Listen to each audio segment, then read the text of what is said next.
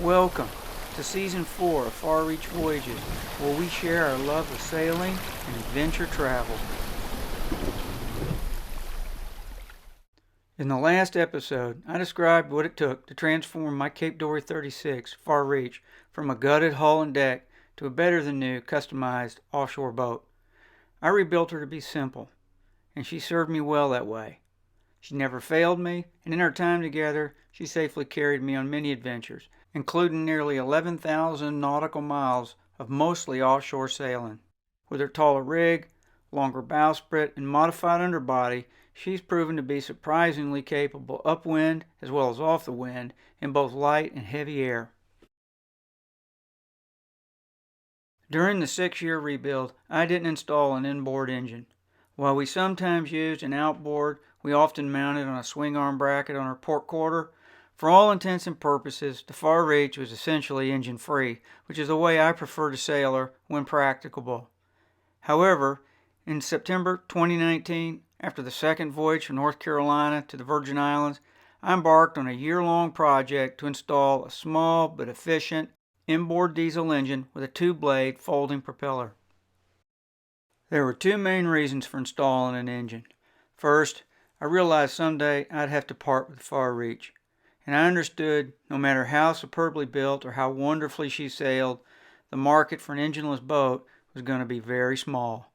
And while the outboard exceeded my expectations in performance in nearly every way, in the eyes of buyers, it was not a replacement for an inboard. Second, all discussion about the merits of an inboard engine aside, the single biggest reason for installing the inboard for me is I never got used to seeing the outboard hanging off the boat. It was visually distracting. I didn't care for it, and I never got used to it. Like many sailors, I've always been attracted to the pleasing lines of beautiful boats. When I see a great-looking boat, I'm often reminded of Keats' keen observation that a thing of beauty is a joy forever. This was not a decision I took lightly.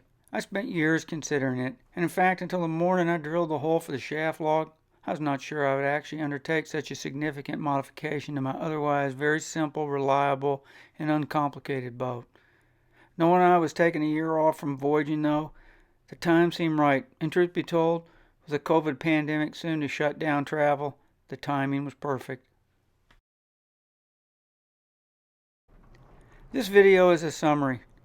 For all the details of the planning and execution supported by numerous pictures and narratives, you can visit our website at www.farreachvoyages.net. Or you can take a look at the 3 articles I wrote for Practical Sailor magazine contained in the April through June 2023 issues. There are a lot more details in the articles, including discussion about various engine options from an outboard well to electric propulsion. This was not going to be a simple engine replacement. There was no shaft log, engine beds, fuel tank, or exhaust system in the boat to support an engine. This was going to be a from-scratch engine installation project.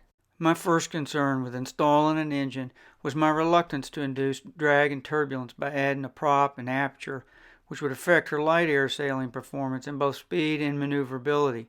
I spent a lot of time thinking about every possible way to install an engine, even considering electric propulsion. One of the solutions I explored was to install the engine in a slightly offset manner, allowing the propeller to exit the hull slightly above the rudder so as to avoid the turbulence and drag caused by the original propeller aperture. This would also allow the use of a streamlined folding propeller.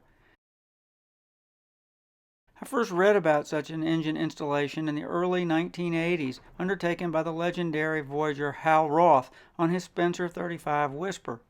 Given my priorities, Roth's approach seemed the obvious choice for me and became somewhat of a roadmap for this project.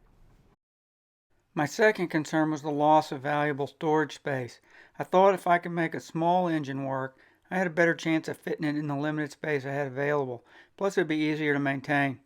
Additionally, a smaller engine meant I could achieve reasonable range with a smaller fuel tank, which could also be more easily located in an out-of-the-way space.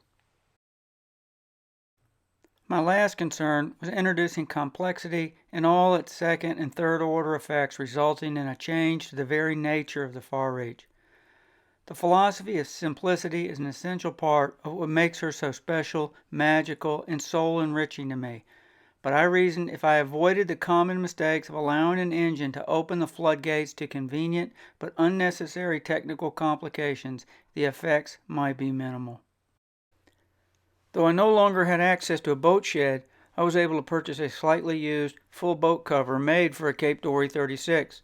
Gail was able to use her sewing skills to make it better fit the modified far reach.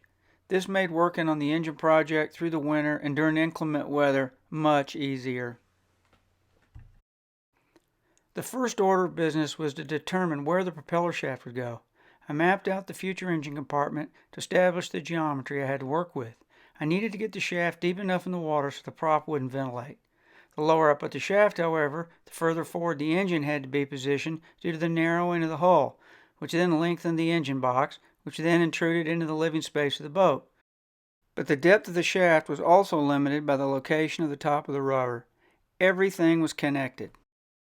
After thinking about this a while, I determined I could get the shaft deeper in the water and limit the need to move the engine forward if I modified the top of the rudder.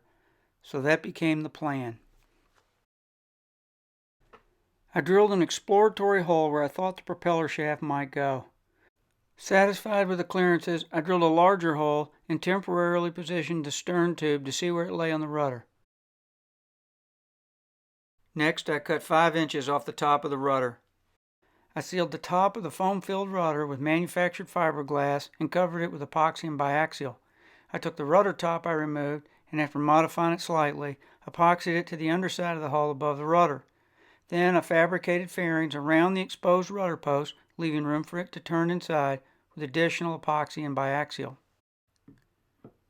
Next, I fabricated a bracket from 3/4 inch thick manufactured fiberglass to fully support the stern tube along its entire length and epoxied it to the hull. Then I installed the G10 stern tube and used a large syringe filled with thickened epoxy to fill around the hole in the hull where the tube passed through and along the support bracket. Next, I applied 4 layers of 1708 biaxial and epoxy over the whole area on both sides of the hull to strengthen the modification and lock the stern tube to the hull and covered it with peel ply. Once it was cured, I removed the peel ply and spent a few days fairing it smooth till I was satisfied. My performance goals for speed and range under power were 5 knots at 2200 RPM with a range of 200 to 250 nautical miles on a fuel tank of about 20 gallons. To achieve that, I selected a 25 horsepower Beta Marine diesel with a 2.6 to 1 reduction gear. The U.S. Beta distributor is just down the road from us. Next, I had to fabricate and install the engine beds, as there weren't any on the far reach. I built an engine template from plywood, matching measurements on the schematic diagram for the engine provided by Beta Marine. The vertical wood pieces underneath the template have small holes in them that match the alignment of the center of the transmission shaft. After building the engine template, I attached the feet that came with my engine to the engine template as depicted on the engine schematic. The entrance location of the stern tube inside the hull became the single reference point for the measurement and location of the engine beds. With the string stretching through the stern tube, I lowered the engine template over the string and into the slots in the engine template. With the string not touching the template, I clamped it in place. The key is to position the template so the string stays in the center of the stern tube and doesn't touch the sides of the small holes in the engine template. Let's jump forward for just a second. What you're trying to do is, after you build the beds and glass them into place, you can set the engine template on the beds with the string in the center of the forward end of the stern tube and pulled tight in a straight line, not touching those holes in the template. If you can do that, then the beds will be installed correctly. It's all about building and installing the beds to support the alignment of the string passing through the engine template. With the engine template clamped in place, I built the bed templates using strips of door skin ply and a hot glue gun. It sounds harder than it is. I laminated BS 1088 marine plywood together with epoxy. When cured, I used the templates to trace their shape on the plywood and then cut them out with the jigsaw. I fit into the top of the engine beds 1/4-inch silicone bronze plate and 1/2-inch G10 plate, which provided a suitable surface for drilling and tapping later for the bolts that would secure the engine feet in place. Next, I positioned the beds in the hull under the engine template and took time to make sure they matched the profile of the hull. I used slips of paper to find the high spots and then filed them smooth and repeated till I was satisfied I had the shape right. Then I epoxied the beds in place and covered them with 4 layers of 1708 biaxial and epoxy. With the shaft log and beds in place, I turned my attention to the fuel tank. I built a plywood mock-up for a 20-gallon tank that fit in an unused space behind the stove. I made sure the fuel tank could be passed through the companionway. Satisfied with the design, I had it made in aluminum with baffles and inspection plates. I designed it such that it can be easily removed after simply removing the stove. Next, returning to the skills I developed designing and installing the mahogany interior of the far reach, I extended the fore and aft bulkhead that would comprise the starboard side of the engine box. I extended the fore and aft bulkhead, covering it in V-groove mahogany staving, careful to retain the watch seat I had found so useful sailing offshore. I designed and built a removable drip tray to fit under the engine to alert me if there were any oil or water leaks and to keep the bilge clean. I also built a drip catch for the prop shaft stuffing box, diverting any water drops into a 1/4-inch hose. I routed into a 1-gallon jug in the bilge so I could capture any water and maintain a dry bilge. I installed the 3/4-inch engine intake through hull flush mounted and attached its seacock. While I was at it, I decided to flush mount the cockpit scupper and galley sink through hulls too. I also added a small fairing to the aft end of the stern tube to reduce turbulence. While the Far Reach is not a race boat, a smooth bottom reduces overall drag regardless of her wetted surface or prismatic coefficient and will further improve her light air performance. Then I painted the engine room fiberglass with gray Interlux bilge coat paint. Having already fit the Raycor filter and raw water strainer along with the engine soundproofing, it was finally time to install the engine. I made one last check with the template to make sure the alignment was still good, and then drilled and tapped 8 holes for the bolts that would secure the engine feet. We lowered the engine into the boat using a forklift and a chain fall.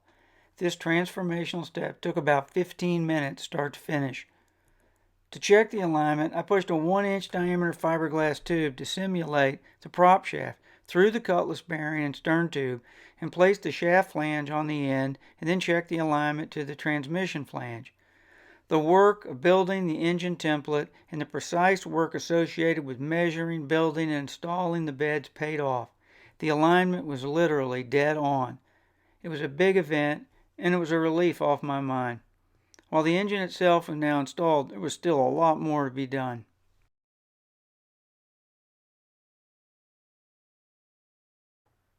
An important supporting project was to relocate our small 8-breaker distribution panel to a space that was more accessible. I built a mock-up combining the 12-volt distribution panel and the engine gauge panel and test fit the new design into a space under the bridge deck. It was a good fit. I didn't want the engine gauges in the cockpit footwell, as is so often done, where they would be exposed to seawater if the footwell were flooded by a boarding wave. They are easy to see by looking over the bridge deck. I can also reach the ignition key from the cockpit. Satisfied with the location, I built and installed sliding mahogany panel doors to match the interior staving and hide the breaker panel gauges so they wouldn't visually intrude into the living space of the boat. I built a mahogany front cover for the engine box incorporating a step into the face. I made the bottom step hinged so I can access the engine intake seacock without removing the step. For the top step, I cut down and modified the original 3-step companionway ladder, which wouldn't work with the engine box in the way. The kick plate, engine box, front cover, workbench lid, and top ladder sections can all be removed for good access to the engine. I installed a Vetus waterlock muffler and 2-inch inside diameter hose for the exhaust. Then I installed an exhaust hose ball valve at the exhaust flange, which I can close when sailing offshore to prevent back flooding into the engine. I hook the ignition key on the ball valve whenever it's closed, so I remember to open it before I start the engine. While the engine required a starting battery, I didn't want to mix our AGM house bank with the standard wet cell 12-volt battery. But I'm always thinking about how to make things simpler rather than more complicated. A number of people made the argument I should go with lithium batteries and a smart alternator, but I didn't want a complicated charging system that requires a technician in a lab coat to troubleshoot it. As is the case with the rest of the Far Reach, I wanted to eliminate things that can go wrong by avoiding unnecessary complexity, to be able to repair things myself that do, or if necessary, get the parts I need in some off-the-grid third-world location. And as a last resort, I wanted to be able to easily carry on without it. So I eliminated our 100 amp hour AGM battery. I built new battery boxes and installed two inexpensive but reliable Trojan T105 6-volt wet cell batteries wired in series as the house bank, and a single 12-volt diehard battery to start the engine. The Trojans doubled the size of the house bank. I installed a Blue Seas add a battery switch and automatic charging relay to simplify battery charging. It allows the house bank to start the engine should the starter battery fail. For the throttle and transmission shift controller, I installed a well-regarded Vetus single-arm unit. The best location was a bit aft in the cockpit so as to be less likely to get tangled in the jib and the main sheet when sailing.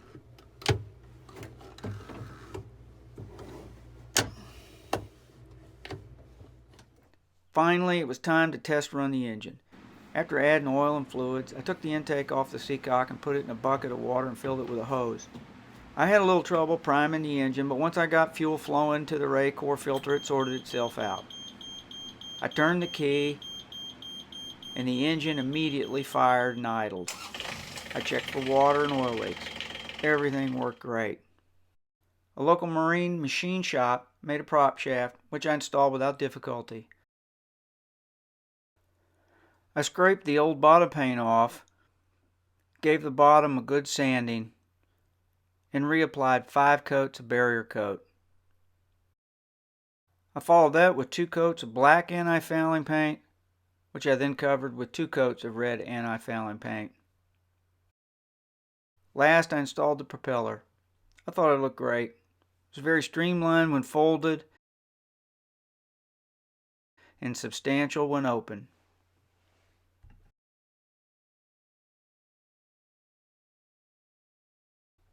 Overall, I was very pleased with the project. While I knew I'd missed the space under the cockpit, I thought it was a very clean installation. It didn't look to me at all like it was an afterthought cobbled together job, but like it had been there from the beginning. I also learned a lot of new skills, which is always rewarding. I thought she looked great without the outboard, and I could better enjoy Mr. Alberg's lovely share he had drawn for her. I caddied fuel to her with a 5-gallon jug and carefully marked the sounding stick as we filled the 20-gallon tank. Finally, it was launch day. The travel lift picked her up and carried her to the water. I used a simple checklist to make sure everything was functioning correctly. I checked the bilge, the seacocks, I rechecked the shifting of the transmission and advancing and retarding the throttle. Then I started the engine and rechecked all the same systems. I brought the engine up to operating temperature and rechecked for water and oil leaks. There were none. Everything looked great. We untied the lines, advanced the throttle, and we were off. It was anticlimactic. It felt weird, but strangely reassuring motoring along on the Far Reach. I was pleased to see my guesstimation for how far to offset the propeller shaft had been about right.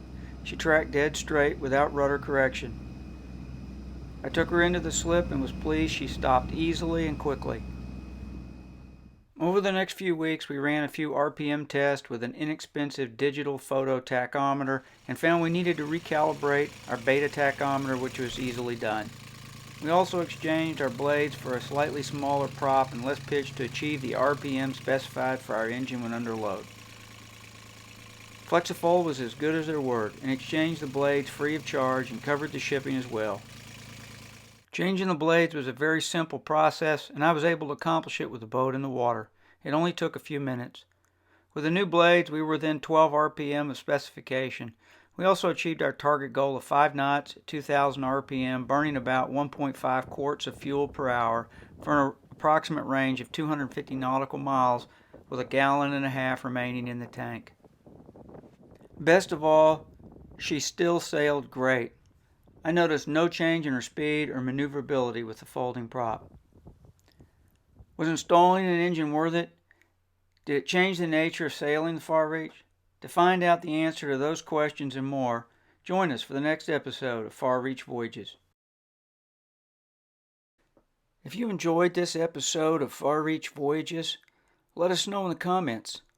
Also, consider liking and subscribing, as it tells us you would like to see more videos and it helps the channel grow. See you next episode.